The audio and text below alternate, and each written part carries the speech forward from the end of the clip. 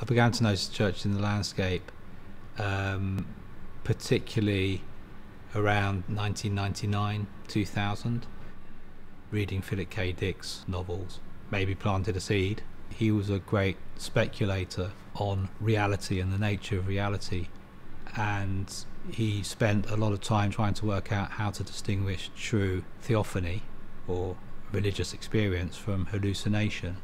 I've been looking out for churches before I actually started work on the series, and I had probably 15 or 20 that I knew of. And then later on, I started looking on the internet at church websites. So I'd look up churches and then I'd cross-reference them in the A to Z, and if there wasn't a cross, I kind of was pretty sure that was a good chance it was in a building it never originally intended to be a church. Part of the process of working on the series was an initial period of working out how I'd photograph the churches and what distance, and working out how much of the building would be in or how much of the surrounding landscape would be in. Although it's about faith, it's also a random survey of architecture. I did various tests on 2 or 3 churches and kind of settled with this distance across the road, with where I could the whole church in the image or the building in the image with elements of the surrounding landscape. And it's possible that maybe that reflected my relationship to the church, or particularly to faith at that time. I use a 5x4 inch field camera because it's an architectural shift camera, so I can control the perspective, so I can counter any over dynamic elements to the photograph, because I wanted to try and have quite a neutral image, as if you're just looking without too much distraction, so you're unaware of the camera, and also the detail is wonderful. In the book there's 63 churches. I had to edit down probably from 80 or so.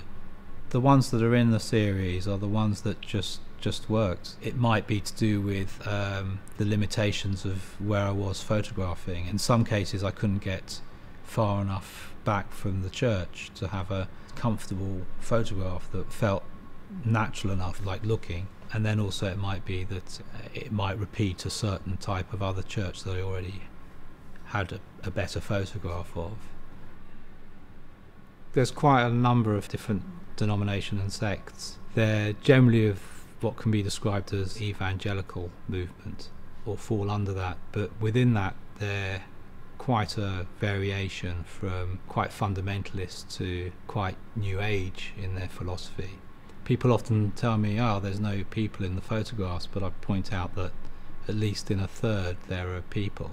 There was no rule about whether there were people in the shots or not, it was just whatever was there at the time. I did speak to some of the pastors, and one actually told me about a church that they were just negotiating on. He felt apologetic about, or embarrassed that it was in an old nightclub. Then he said, but it's just where we need to be to reach people. There are some quite humorous juxtapositions. Having a church above a betting shop makes a lot of sense and is quite a serious decision on part of the pastor to put his church there. It's not done out of humour, but it appears, you couldn't think up some of the juxtapositions and the places. It's not so much about things being close to each other, it's more about the fact that the churches have gone into an architecture or taken buildings and the architecture's vanished or disappeared, in the terms of the traditional church. In that way, that reflects the spiritual being more important than the material. A lot of the churches that photograph have since stopped being churches, and then there's also a section of churches that are temporarily in cinemas and theatres just for the Sunday service. I think that's something that crops up in a lot of other projects I work on. There's a lot of temporary nature in things that I'm recording. People often ask me my religious views. I was considering my relationship to faith, and I suppose over the period of working on this I shifted from being an atheist to agnostic.